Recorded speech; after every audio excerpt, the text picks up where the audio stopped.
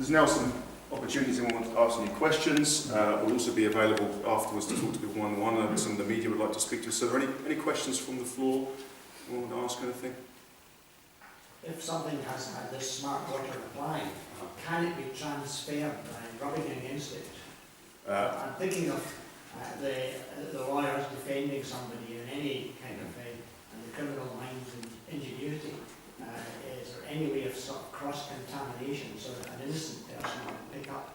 My understanding is not from the products we're handing out now, Brian. I think. Yes, certainly the products that's going to be part of this initiative are not transferable. They dry very quickly and they adhere. They're on for good in terms of the products that's being marked. So it's one of the things that the officers who are distributing this will be discussing with the householders, where to mark the property and how to mark it. There are, as Mark mentioned, there is particular solutions that the police can use as a tactical option. They're only available to the police, and certainly they can transfer, but in terms of what we're doing, it's not transferable. It's all very well giving SmartWater product out to some discrete streets within our communities, but is there a danger that there could be crime transferred to neighbouring streets that don't have this? And therefore, is there any kind of deal that we could negotiate on behalf of communities to spread this across all our community? Well, a couple of points here. First, I'm not sure if SmartWater hadn't deliberately put you in the crowd there for that question, because there is something online which the company are offering, which I'll let Brian explain in a second. But you're absolutely right. One of the things that we looked at in Police Scotland when we first took on the pilot in Edinburgh was displacement. Were we going to see the 10 streets in the Grange and Greenbank that were being used in the pilot and that were really desperately keen to be part of the pilot becoming an oasis where other areas were then having problems caused? There's no analysis we've done in Edinburgh at all to suggest displacement from the pilot. So that's the first thing we can say. The second thing is good policing, and Inspector McMenemy and his team who are here, they will almost certainly be in a position, once they've got the products out, to change the way they do their patrols, to ensure that areas around the outside are given that additional sort of reassurance. Plus, I believe, Jerry, you're going to hold some packs back as well, so if there's any emergent issues, any places that look like there's going to be a problem, we'll go into the second phase and put those in. So absolutely that's a fear of ours. We don't want communities being divided as a consequence of this. However, we've got to start somewhere, and what we've done is we've looked at communities where we know there's a high level of housebreaking, so we've looked at our statistics. We've gone to communities and looked at the police plan surveys to the response from communities, and where communities said housebreaking is a real issue for us, we listened to them. We've also spoken to SmartWater about the best tactics to use, and we've also spoken to the local policing teams and looked at the criminal fraternity that exists in these areas. So those 4 or 5 rationale have given us a good science, I think, behind how we're deploying it. But certainly I know there's other things afoot on there, right? Yeah, certainly Police Scotland would like to have extended it even further than they're able to at this time. But certainly in support of the partnership that we've got, one of the things that SmartWater was keen to do is give support to other communities. So to link in with this launch, they're going to do a special discounted rate. It's available online through their website. And as we move forward, it's good that we've got Lisa here from the Scottish Neighbourhood Watch. We'll look to take as much support as we can possibly offer out to the other communities in Scotland.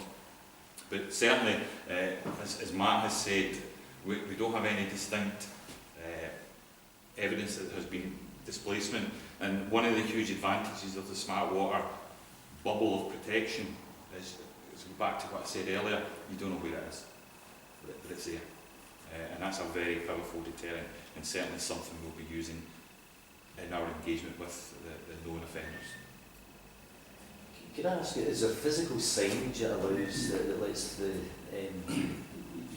perpetrators know that there's a SmartWater in the area, in the house? There is signage. There'll be signage going up in all the areas.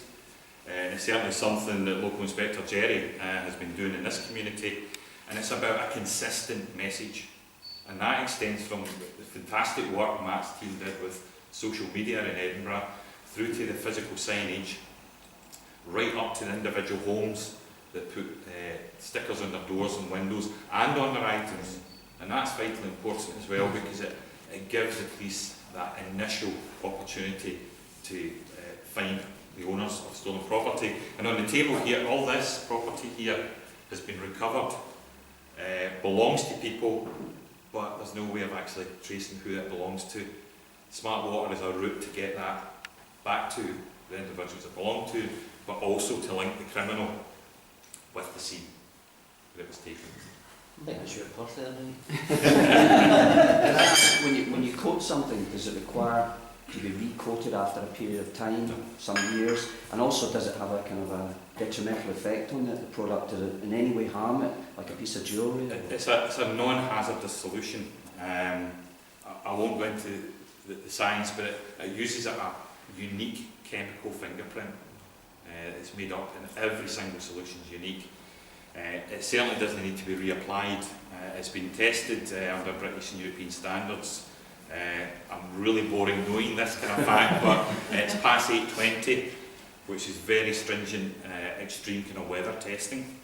So it's one of the things that, you know, it will stay on for good, but part of the process engaging with the residents is knowing how to map the property, because you don't necessarily want to mark it right across your computer screen. So it's how it's marked, and certainly that's something that is part of that engagement with residents. So, Brian, you've been at pains to point out and reinforce that this is something which is new technology which doesn't fade over a period of time. You've said when it's on its own. Given that many people, the statistics I think say that people move on average of once every 10 years, what happens if a person who's marked a property moves house? Can that property then be remarked, or how do you wipe that clean, given that it's pretty well permanent, and how can you remark it thereafter? The ownership of that, it can stay with that person if that person moves, and it's simply, there's a database that sits behind all of this. It's an accredited database that's run by SmartWater that gives that link between a unique solution and an individual or a location. So if the individual moves, they can simply let SmartWater know they have moved to a different address, and again that helps the police in that reconciliation of property and in their inquiries. But certainly there's not an issue with you as an individual having 3 or 4 unique batches of traceable liquid assigned to you as an individual, so you can remark solutions, and as long as that tie-up is there in terms of who owns that solution. What if you sell your products on to somebody else or give them away to somebody else? You give away your old television? We've had recoveries of property in Edinburgh which have been sold on and then stolen from the new owner. And it's quite simple. When we find the property and we pass the UV light over it, identify the original owner, contact the original owner, 9 times out of 10 they can say, I sold it to this person on eBay, or I gave it to my neighbour and he lives here. So there is a real story behind that. In fact, one of the first things we recovered in Edinburgh was a police camera from down south. I think it's fair to say that whilst I wouldn't say Police Scotland had taken second-hand goods from another force, so what happened was a pretty simple story getting it back to the owner. So I think good people are using this product, they're quite responsible with their property, and they're able to manage that kind of flow of information. But certainly, again, from my previous experience as well, the police recover countless amounts of property that unfortunately never make their way back. So that far outweighs those individual cases where it might have passed through several hands. And ultimately, what we're still trying to do is link a criminal with the scene of the crime.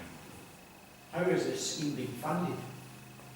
Well, currently, Police Scotland have put forward funding for this part of the scheme. I know that other police officers across Scotland are looking to go to community safety partnerships and other entities within local authorities to try and get more funding. I think, as always, the proof is in the pudding. If we see the 53% success rate that we saw in Edinburgh, we see that translated across Scotland, I'm absolutely certain there'll be a very good business case for moving forward with more deployments. It's about trying, testing, making sure it's the best for the public. We know how important the taxpayer's pound is these days, so we're backing something with a proven track record. Right. Just a question on jewellery.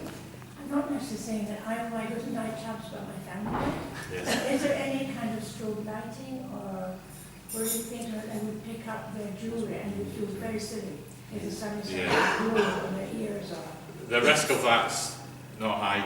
The fluorescence that is unique, yellow-green fluorescence, that's unique to SmartWater is a particular wavelength. So it's at one end of the kind of wavelength spectrum, and the torches that are part of this detection process are very particular in terms of that wavelength. So there's not a fear that if you're wearing something that you put SmartWater on, you're going to be glowing yellow green wherever you go. So it's quite a specific wavelength. Any other questions, folks? No, I mean, feel free, once we've kind of broken from the main kind of introductions here, to have a look around at the products, to speak to our other colleagues here today. What I would say is that the real resounding success that we've seen in Edinburgh means that we're hoping to see that across Scotland, not just in these 10 areas, but maybe more in the future. One last point is that on speaking to one of the known housebreakers in Edinburgh, we were asking them quite straight questions about what they thought about something like SmartWater, and it was hugely obvious that whether they were going to a house and they were seeing this in the window, the sticker in the window, they were turning on their heel and leaving. Now that, if we can get that extended across other parts of Scotland, especially the most vulnerable communities that have told us that they really fear housebreaking, I think that's a real bonus and something that we can take forward with communities and in partnership with SmartWater.